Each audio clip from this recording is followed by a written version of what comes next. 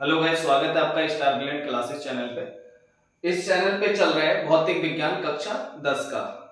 आगे बढ़ते हैं, देखिएगा क्या लिखा है। लिखा है कि दर्पण से संबंधित कुछ परिभाषाएं। तो दर्पण से संबंधित कुछ परिभाषाएं हैं। वो कौन कौन सी परिभाषाएं हैं वो हम सब लिख चुके हैं और इधर उसका हमने चित्र बनाया है। तो आइए देखते हैं क्या लिखा है। सबसे पहला लिखा है दर्पण का ध्रुव। दर्पण का ध्रुव क्या होता है? लिख रहा है कि गोलीय दर्पण के परावर्तक पृष्ठ के मध्य बिंदु को दर्पण का ध्रुव कहते हैं। इसे P से दर्शाते हैं।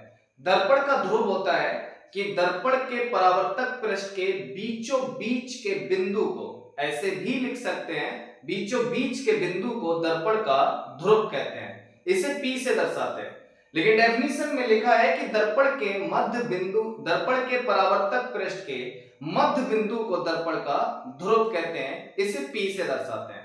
तो आइए देखिएगा चित्र में क्या है कि ये जो दिख रहा है दर्पण, और इस दर्पण का जो मध्य बिंदु होता है P, उसी को कहते हैं दर्पण का ध्रुव। इसके बाद में दूसरी हेडिंग है वक्रता केंद्र क्या होता है। वक्रता केंद्र क्या होता है कि गोलीय दर्पण जिस खोखले गोले से काटा जाता है, गोलीय दर्पण जिस खोखले गोले से काटा जाता है, उस गोले का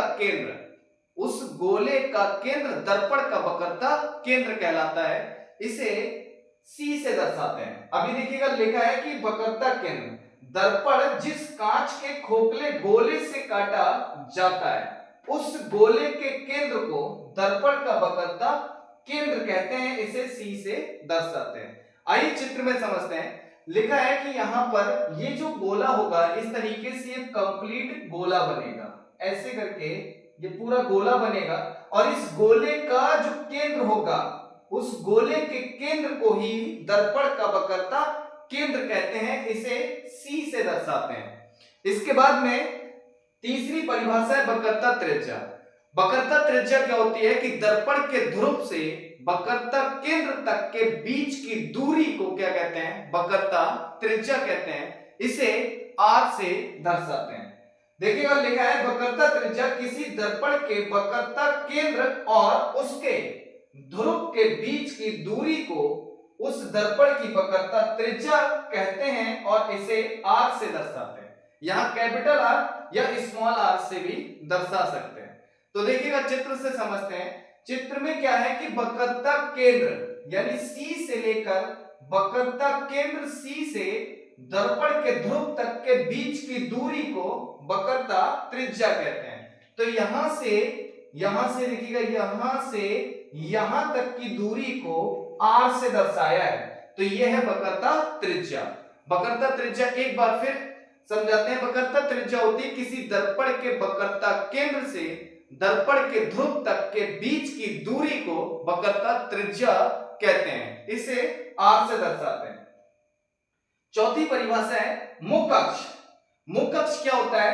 गोलीय दर्पण के ध्रुव तथा वक्रता केंद्र को मिलाने वाली सीधी रेखा गोलीय दर्पण की मुख अक्ष कहलाती है, या गोलीय दर्पण का मुख अक्ष कहलाता है, ऐसे भी लिख सकते हैं। तो देखिएगा चित्र से समझते हैं। वक्रता केंद्र और दर्पण के ध्रुव को मिलाने वाली सीधी रेखा, ये जो दिख रही है आपको, ये सीधी रेखा क्या है? दर्पण का मुख अक्ष। यहां हम लिख सकते हैं मुख अक्ष। वक्रता केंद्र और दर्पण के ध्रुव को मिलाने वाली सीधी रेखा दर्पण का मुख अक्ष कहलाता है। इसके बाद में पांचवी परिभाषा है फोकस। फोकस क्या होता है? फोकस होता है जब कोई प्रकाश की किरणें मुख अक्ष के समांतर आपतित होती हैं। जब प्रकाश की किरणें किसी दर्पण पर मुख अक्ष के समांतर आपतित होती हैं, तो वह टकराने के बाद मुख अक्ष के जिस बिंदु पर आकर मिलती हैं, उस बिंदु को कहते हैं दर्पण का फोकस।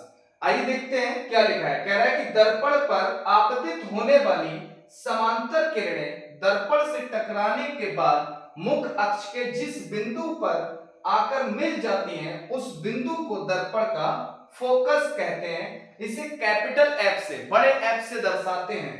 तो आइए चित्र से समझते हैं। देखिएगा ये एक प्रकाश की किरण ये आ रही है, एक ये है, एक ये है, एक ये। 4 किरणें मुख्य अक्ष के समांतर आपतित हो रही, टकराने के बाद में ये सभी किरणें यहां से टकराने के बाद में ये सारी किरणें एक बिंदु पर आकर मिली। वो बिंदु किसका है? मुख्य अक्ष का बिंदु है, जिस पर आकर सारी किरणें मिल जाती हैं। तो जिस बिंदु पर आकर मिलती हैं उस बिंदु को ही दर्पण का फोकस कहते हैं। अगली देखते हैं परिभाषा किसकी है? फोकस दूरी। फोकस दूरी क्या होती है? फोकस से ध्रुव तक के बीच की दूरी को फोकस दूरी कहते हैं। देखिएगा, किसी दर्पण के फोकस और उसके ध्रुव के बीच की दूरी को उस दर्पण की फोकस दूरी कहते हैं और इसे स्मॉल एफ से यानी छोटे एफ से दर्शाते हैं, स्मॉल एफ से। अब यहां से चित्र से समझते हैं। देखिएगा, यहां से लिखा है कि फोकस से ध्रुव तक के बीच की दूरी को फोकस दूरी कहते हैं, इसे स्मॉल एफ से दर्शाते हैं। तो हमने यहां से यहां तक लिखा है, यह है फोकस दूरी। फोकस दूरी को स्मॉल एफ से दर्शाते हैं। एक बार फिर एक्सप्लेन करते हैं। किसी दर्पण के फोकस और उसके ध्रुव तक के बीच की दूरी को उस दर्पण की फोकस दूरी कहते हैं, इसे एफ से दर्शाते हैं। इसके बाद में देखते हैं क्या लिखा है। अब देखते हैं आगे क्या लिखा है। आगे लिखा है अभिसारी दर्पण। एक होता है अभिसारी दर्पण और एक होता है अपसारी दर्पण। अभिसारी दर्पण वो दर्पण होता है जो अपने ऊपर आपतित होने वाली समांतर किरणों को परावर्तन के बाद या फिर टकराने के बाद किरणों को अंदर की ओर सिकोड़ देता है। ऐसे दर्पण को अभिसारी दर्पण कहते हैं। एक ऐसा दर्पण, अब देखिएगा यहां लिखा है अपसारी दर्पण। एक ऐसा दर्पण जो अपने ऊपर आपतित होने वाली समांतर किरणों को टकराने के बाद बाहर की ओर फैला देता है, ऐसे दर्पण को अपसारी दर्पण कहते हैं। इनकी डेफिनेशन में आप ऐसे भी लिख सकते हैं कि वह दर्पण जो अपने ऊपर आपतित होने वाली समांतर किरणों को परावर्तन के बाद अंदर की ओर सिकोड़ देता है। टकराने के बाद के स्थान पे आप ये लिख सकते हैं परावर्तन के बाद अंदर की ओर सिकोड़ देता है, ऐसे दर्पण को अभिसारी दर्पण कहते हैं। और एक ऐसा दर्पण जो अपने ऊपर आपतित होने वाली समांतर किरणों को टकराने के बाद नहीं लिखे, यहां पर ये भी लिख सकते हैं परावर्तन के बाद बाहर की ओर फैला देता है, ऐसे दर्पण को अपसारी दर्पण कहते हैं। दो दर्पण हैं, एक है अभिसारी और एक है अपसारी। अभिसारी दर्पण वो होता है जो किरणों को सिकोड़ता है और अपसारी दर्पण वो होता है जो किरणों को टकराने के बाद फैला देता है। तो आइए देखते हैं क्या लिखा है। अभिसारी दर्पण जो दर्पण अपने ऊपर आपतित होने वाली समांतर किरणों को परावर्तन के बाद अंदर की ओर सिकोड़ लेता है, उस दर्पण को अभिसारी दर्पण कहते हैं। कौन सा दर्पण अभिसारी होता है? अवतल दर्पण एक अभिसारी दर्पण होता है। अब अवतल दर्पण क्या होता है? एक ऐसा गोलीय दर्पण जिसके उभरे हुए तल पे पॉलिश होती है।